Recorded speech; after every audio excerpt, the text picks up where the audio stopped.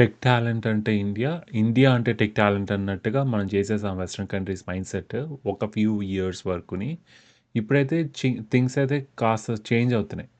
ఈ లాస్ట్ 2, 3 డేస్‌లో న్యూస్‌లో మీరు చూసే ఉండుంటారు. గూగుల్ విశాఖపట్నం వచ్చేసిందని చెప్పేసి, లేకపోతే they are investing about $15 billion అని. AI hub in Visakhapatnam, a landmark development. This hub combines gigawatt scale compute capacity, a new international subsea gateway. Pretty tremendous investment pretty welcome move అది. అది tear 2, tier 3 cities కింద వస్తదది. మనకి ఆహ్, Andhra and Telangana split అయిపోయినప్పటికీ కూడాని still ఇప్పుడు హైదరాబాద్‌కి నెక్స్ట్ ఏంటి అని మనం ఒకవేళ తెలంగాణలో గాని, ఆంధ్రాలో గాని చూసుకుంటే ఆల్టర్‌నేట్ ఏమి లేదు. విశాఖపట్నం ఒకటే, వైజాగ్ ఒకటే కనిపిస్తది. సో, లాస్ట్ 5 ఇయర్స్‌లో అయితే మనం లాస్ట్ 10 ఇయర్స్ నుంచి చాలా లూజ్ అయ్యాము. పెద్ద గ్రోత్ అయితే లేదు. But this is certainly a welcome move. చాలామంది అప్రిషియేట్ చేస్తారు, డీమోటివేట్ చేస్తారు. ఏదో ఒక ఫాల్ట్ ఫైండ్ చేయడానికి ట్రై చేస్తారు. But that's all right. మనం మంచి చేసేటప్పుడు ఖచ్చితంగానే ఏదో ఒక చెడు మాట్లాడే వాళ్ళు ఉండనే ఉంటారు చుట్టూని. అందరూ హ్యాపీ చేయలేము. అందరినీ కన్విన్స్ చేయలేము. కొన్నిసార్లు రిస్క్ తీసుకోవాల్సి ఉంటది. కొన్ని రిస్క్స్ యాస్పెక్ట్స్ ఏ దేంట్లోనైనా ఉంటాయి. పర్ఫెక్ట్‌గా ఉంటేనే నేను ఏదైనా మొదలు పెడతాననుకుంటే మనం ఎప్పటికీ ఏమి చేయలేము.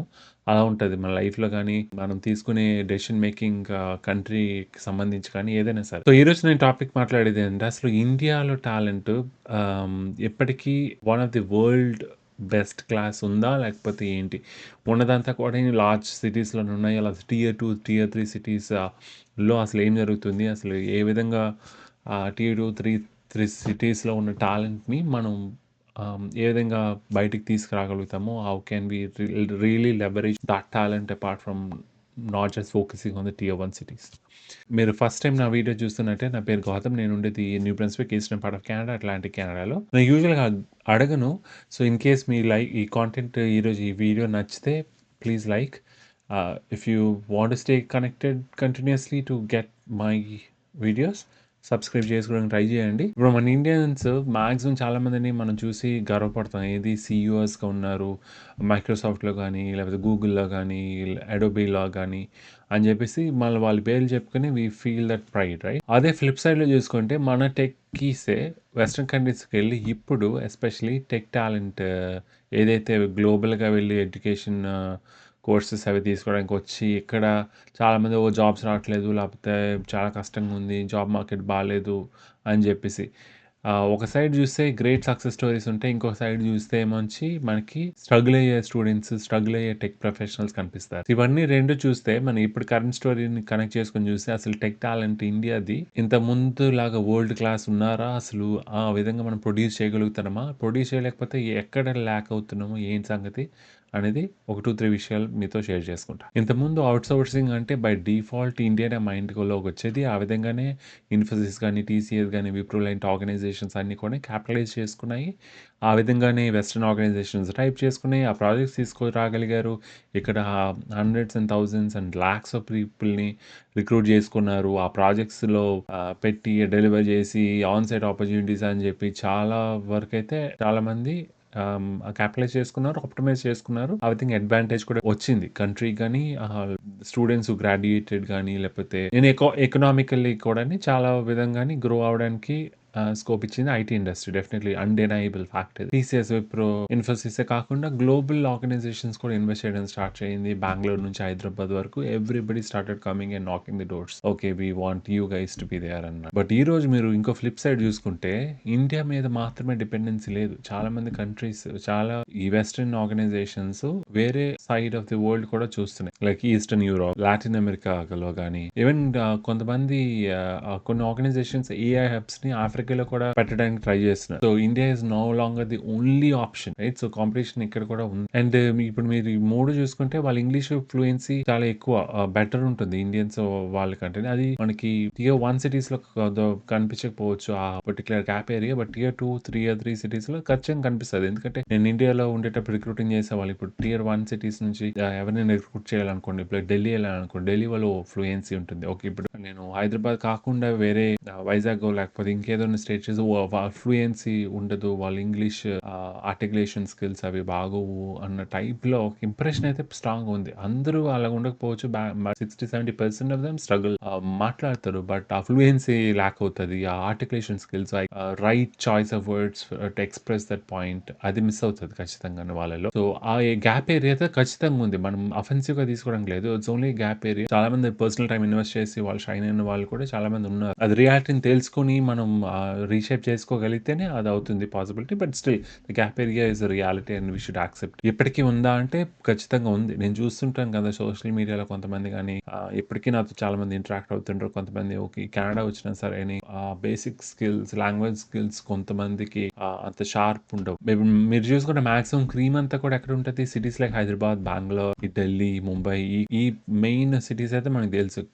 మాక్సిమం క్రీమ్ అక్కడే ఉంటుంది. అంటే బెస్ట్ ఆఫ్ ది బెస్ట్ అక్కడే ఉంటారని అని అనుకుంటా. ఎందుకంటే అవి స్టార్టప్ హబ్స్ అవన్నీ స్టార్ట్ చేయడానికి ఆ పర్టిక్యులర్ లొకేషన్ చూస్ చేసుకుంటారు. యాక్సెసిబిలిటీ కానీ, రిసోర్సెస్ అవైలబిలిటీ కానీ అవన్నిటిని కూడా దృష్టిలో పెట్టుకొని ఎవరైనా ఆ లొకేషన్స్ మేజర్ లొకేషన్స్ చూసుకోవడానికి ట్రై చేస్తారు కదా. బట్ టియర్ 2, టియర్ 3 సిటీస్‌లో ఇప్పుడు మనం తెలంగాణలో హైదరాబాద్ తర్వాత ఏముంది? ఏదైనా పర్టిక్యులర్ స్పెసిఫిక్ లొకేషన్ చెప్పుకోవడానికి ఆల్టర్‌నేట్ ఏమైనా మైండ్‌లోకి అసలు వస్తదా? నాకైతే రాదు. If I may be wrong as well just let me know. లేదు హైదరాబాద్‌కి ఆల్టర్‌నేటివ్ ఇది అని మీరు ఏదైనా అనుకుంటే కామెంట్స్‌లో చెప్పండి. ఇప్పుడు ఆంధ్రాలో చూసుకుంటే ఇప్పుడు అమరావతి క్యాపిటల్ అయినా సరే ఓకే. అమరావతిలో ఐటీ ఆర్గనైజేషన్స్ ఎస్టాబ్లిష్‌మెంట్‌కి అంత వెల్కమింగ్ కాకపోతే ఒక alternative Vizag is definitely an option and Google రావడం కూడా this a very welcoming move. And అక్కడ రిసోర్సెస్ ఉన్నాయి. యాక్సెసిబిలిటీ ఉంది. కనెక్టివిటీ ఉంది. So lot of positive aspects are certainly there. ఆ విధంగా హ్యూజ్ పొటెన్షియల్ అయితే ఉంది. ఏ విధంగా రిసోర్స్ అవైలబిలిటీ, టాలెంట్ అవైలబిలిటీని చూసుకుంటే ఇప్పుడు ఆ పర్టిక్యులర్ స్టేట్‌లో వాళ్ళకి ఇప్పుడు 1,00,000 పైన జాబ్స్ ఏవో క్రియేట్ అవుతాయని చెప్తున్నారు న్యూస్‌లో. సో, ఆ 1,00,000 జాబ్స్ అందరూ కూడాని ఆంధ్రలో ఉన్న వాళ్ళే, వైజాగ్‌లో ఉన్న వాళ్ళు మాత్రమే తీసుకుంటారా? అనేది ఒక బిగ్ క్వెషన్ మార్క్. ఓకే. వాళ్ళే తీసుకోవాలనుకోండి. హౌ కాంపిటీటివ్ ఇప్పుడు గూగుల్ వచ్చింది కదా అని చెప్పి ఒక లోకల్ ఆర్గనైజేషన్‌లో ఉన్నాం కాబట్టి ఓకే. అందరి మీద వచ్చి జాయిన్ అయిపోండి అని అంటారు కదా. But still if they need to sustain, if they need to really get that bright minds automatically వాళ్ళు కూడా ఇవాల్యుయేషన్ మెట్రిక్స్ ఉంటది. వాళ్ళు కూడాని క్వాలిఫైడ్ క్యాండిడేట్స్‌ని తీసుకుంటారు. వాళ్ళు కూడా ఎక్స్‌పాండ్ చేస్తారు. ఇండియాలో ఎవరైనా ఎక్కడి నుంచైనా వర్క్ చేయొచ్చు. ఎక్కడికైనా మూవ్ అవ్వచ్చు. రీలొకేట్ అవుతుంటారు. మనం కూడా వైజాగ్ నుంచి హైదరాబాద్ వెళ్ళిన వాళ్ళు ఉంటారు. హైదరాబాద్ నుంచి ముంబై వెళ్ళిన వాళ్ళు ఉంటారు. ఢిల్లీ వెళ్ళిన వాళ్ళు ఉంటారు. సో, ఏ టాలెంట్ కూడాని ఆ పర్టిక్యులర్ లొకేషన్‌లోనే సబ్సైడ్ అయిపోయి ఉండదు. గూగుల్ అంటే ఓకే. వైజాగ్ అయినా సరే ఢిల్లీ వాళ్ళు వెళ్ళడానికి ఇష్టపడతారు. మనం ఇప్పుడు వైజాగ్‌లో ఉన్న వాళ్ళు హైలీ కాంపిటీటివ్‌గా వాళ్ళ కాంపిటీషన్ ఇవ్వాలంటే certainly communication is one of మీరు ఎన్ని ఇయర్స్‌లో చూసుకోండి. ఎన్ని ఇయర్స్‌లో ఈ కామన్ ఆస్పెక్ట్ అనిపిస్తే మాకు తెలుసురా బాబు అని అనుకున్నా సరే అది స్టిల్ అది one of the gap areas very evident. Exposure కూడా చాలా చాలా తక్కువ. ఏ విధంగా అంటే ఇప్పుడు ప్రాజెక్ట్స్ చేస్తామనుకోండి. కొంతమంది ఇంజినీరింగ్‌లో చూసారనుకో నామకే వాస్తు చేయడం. లేకపోతే 100% ఎఫర్ట్ పెట్టకుండా రియల్ టైమ్ ప్రాజెక్ట్స్ తీసుకోకుండా రియల్ టైమ్ ఎక్స్‌పీరియన్స్ గెయిన్ చేయడానికి చూడకుండా ఏదో ఒకటి చేయడం. రాండమ్‌గా just cut through that chase అన్నట్టు చేసేవాళ్ళు ఎప్పటికీ ఉన్నారు. ముందంటే ఓకే. అంత పెద్ద తెలీదు సరే చేసేసారు అని అనుకోవడానికి. ఇప్పటికి మనం 2025లో ఉన్నాము. రాపిడ్‌గా చేంజెస్ వస్తున్నాయి. ఆర్టిఫిషియల్ ఇంటెలిజెన్స్ మూవ్ అవుతుంది. ఆ విధంగా ఎఫర్ట్ పెడుతున్నారా అంటే ఇంకా still there is 20-30% gap area అయితే ఖచ్చితంగా ఉంది. వీళ్ళందరికీ ఇవి మీ గ్యాప్ ఏరియాస్ అని తెలియజేసే వాళ్ళకి ఆ మెంటర్‌షిప్ చాలా ఇంపార్టెంట్. అది కూడాని one of the areas which is lacking there. అంటే ప్రాపర్‌గా గైడ్ చేసి, ప్రాపర్‌గా మెంటార్ చేసే ఇన్‌స్టిట్యూషన్స్ అయితే ఉండవు. ఇన్‌స్టిట్యూషన్స్ మెయిన్ ఫోకస్ అంతాని ఫీజ్ డ్రివెన్ ఉంటుంది. ఫీజే కలెక్ట్ చేసేద్దాం. మా ప్రాఫిట్స్ మాకొస్తున్నాయా లేదా? మా ఎన్రోల్‌మెంట్స్ మాకొస్తున్నాయా లేదా? అని ఫోకస్ చేస్తారు. బట్ అవుట్‌పుట్ ఏముంది అసలు? ఇంతమందిని రిక్రూట్ చేసుకున్నాము. సో, నెక్స్ట్ ఏంటి? వీళ్ళ మార్కెట్‌కెళ్ళాక వీళ్ళకి ఉన్న జాబ్స్ పాత్‌వే ఉందా లేదా? అన్న ఒక ఆస్పెక్ట్‌ని ఖచ్చితంగా మిస్ చేస్తారు. క్యాంపస్ ప్లేస్‌మెంట్స్ అడ్వర్టైజ్ చేసుకుంటారు.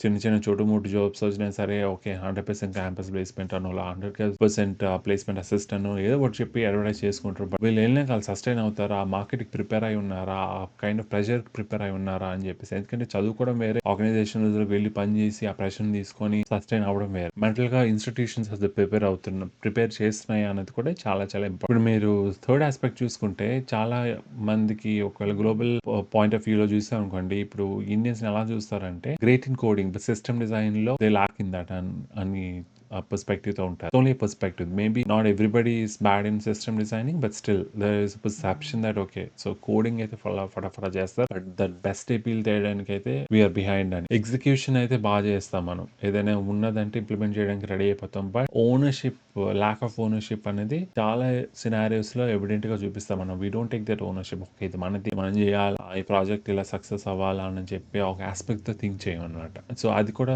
They see that as one of the lacking point. In third point with in that gap area ఏంటంటే very service oriented mind set ఉంటుంది, rather than having that product mind set. ఇప్పుడు మనం చాలా startups ఇండియాలో ఉన్నాయి, but అవన్నీ కూడా replicas of what might have been created in US. ఇప్పుడు యూబర్ కానీ, లేకపోతే దానికి ఆటోమేటిక్గా కాపీ ఏముంది ఓలానే, ఇప్పుడు అమెజాన్ కాపీనే ఫ్లిప్కార్ట్, ఇవన్నీ. సో మన ప్రోడక్ట్స్ ఓకే ఇక్కడ ఎస్టాబ్లిష్ అయ్యి ఇదే ఇక్కడ రూట్స్ నుంచి వచ్చిన న్యూ ఐడియా అనేది చాలా చాలా తక్కువ. ఎందుకంటే మనది అంతా సర్వీస్ ఓరియంటెడ్ మైండ్ సెట్ ఉంది, అప్పుడు ప్రోడక్ట్ మైండ్ సెట్ లేదు. ఓకే ఆ ప్రాబ్లం ఏంటి, what is the problem, what I'm trying to solve అనేవి చాలా చాలా అరుదుగా ఉంటాయి. మీకు చాలా ప్రోడక్ట్స్ చూసుకుంటే రిప్లికాసే ఉంటాయి. Of course they customize to the Indian setting, but still replica is replica. ఇంకా fourth aspect with in that gap area ఏంటంటే, నేను చెప్పినట్టు ఇంగ్లీష్ ఫ్లూయెన్సీ అయితే ఉంటుంది, చాలా బాగా మాట్లాడతారు. హైలీ కాన్వర్జేషనల్ స్కిల్స్ లోకి వచ్చేటప్పటికి క్లారిటీ అనేది